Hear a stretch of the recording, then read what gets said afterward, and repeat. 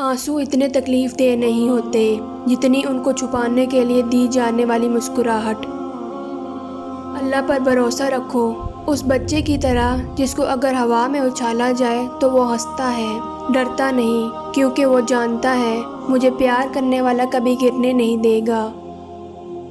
بہت سی باتیں انسان کو اندر ہی اندر جلاتی ہیں جو کبھی کسی سے نہیں کی جاتی، وہی باتیں انسان کو کھا جاتی ہیں، کھوکھلا کر دیتی ہیں۔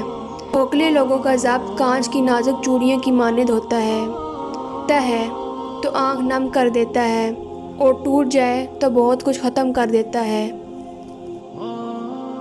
آنسو مسکراہٹ سے زیادہ اسپیشل ہوتے ہیں، پتہ ہے کیوں؟ کیونکہ مسکراہٹ تو ہر کسی کے لیے ہوتی ہے، مگر آنسو صرف ان کے لیے ہوتے ہیں جنہیں ہم کھونا نہیں چاہتے۔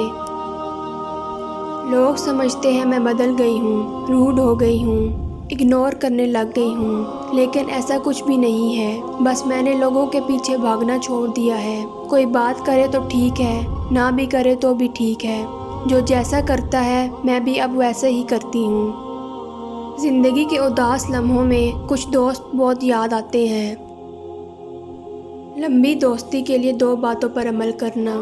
ایک، اپنے دوست سے غصے میں بات مت کرنا، اور اپنے دوست کی غصے میں کہی ہوئی بات کبھی دل پر نہ لینا۔ دوست ہو یا پرندہ، دونوں کو آزاد چھوڑ دو، لوٹ آیا تو تمہارا، نہ لوٹ کے آیا تو تمہارا کبھی تھا ہی نہیں۔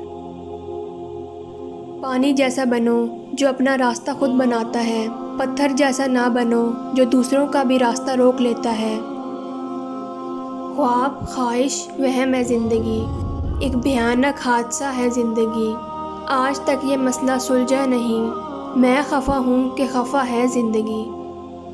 جب تم روٹھ جاتے ہو سب کچھ ادھورا سا لگتا ہے، مت روٹھا کرو میرے دوست، ایک پل بھی صدیوں جیسا لگتا ہے۔ یہ زمانہ سیرت کا نہیں صورت کا ہے، یہاں خوبصورت ہاتھ جلد پیلے ہو جاتے ہیں اور پاکیزہ آنکھیں پرندوں کے پیچھے روتی ہیں۔ اکثر معاشرے میں لوگوں کو کہتے سنا ہے کہ جتنے دن لڑکی والدین کے گھر میں بیٹھی ہے سکھی ہے، لیکن سچ تو یہ ہے کہ جب ایک لڑکی عرصہ دراز تک کنواری بیٹھی رہے تو یہی معاشرہ اس لڑکی اور اس کے والدین کے لیے زمین تنگ کر دیتا ہے۔ اور صرف 2 لوگ ہی آپ کو صحیح طرح سے سمجھ سکتے ہیں، ایک وہ جو آپ کے حالات سے گزرا ہو، اور دوسرا وہ جسے آپ سے شدید محبت ہو، جسے آپ اپنی محبت اپنی زندگی سمجھتے ہوں۔ اسے جب کسی اور کا ہوتا دیکھا جائے تو دکھ کا لیول الگ ہی ہوتا ہے۔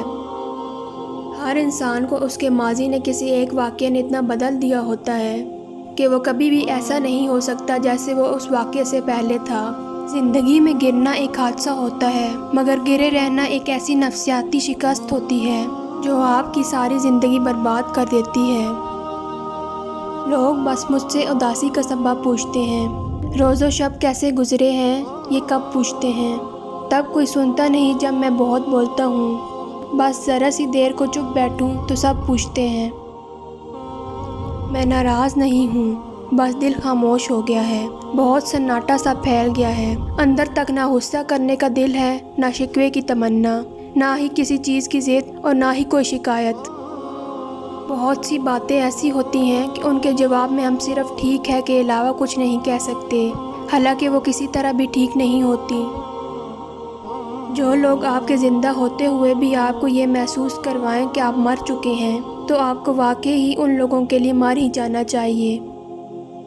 انسان پر کبھی کبھار ایسے دن بھی آتے ہیں جن میں محض سانس لینا بھی بہادری ہوتی ہے، اور میں آج کل ایسے ہی دنوں کی قید میں ہوں۔ لوگ کیا کہیں گے، یہ ایسی گھٹیا سوچ ہے جو اللہ کا ڈر نکال کے لوگوں کا خوف ذہن پہ غالب کر دیتی ہے۔ مجھے صبر میں رکھنا مولا، کبھی گرنے نہ دینا، نہ کسی کی نظروں میں نہ کسی کے قدموں میں۔ وہ اتنا خوش ہے کہ ہمت ہی نہیں ہوتی یہ پوچھنے کی کہ ہماری یاد آتی بھی ہے یا نہیں۔